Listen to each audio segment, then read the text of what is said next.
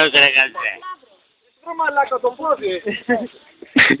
Πηγαίνετε λίγο κάποιος χιόμες, ρε. Τι είναι χιόμες εκεί, ρε. Θα τραβήξεις τους έξω. Άρα, θα τραβάω όμως κύμα. Μια δήλωση και η αγρότη. Αγρότης μόνος ψάχνει. Με γυαλάκι Βιάρα μου. Βλέπετε την καινούργια κοψιά αγροτών. Με γυαλάκι καρέρα. Τάκ, παπουσάκι, τάκ.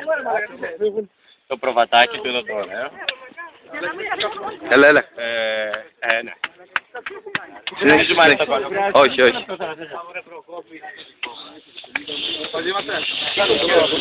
Να σε βγάλω στο Facebook. Σε βγάλω στο Facebook εγώ γεννέ. Όχι στο Facebook, πλάκα. Θα μπεις. Διάδρομο για να πατάμε. Ωραίος ο Κακογέννης.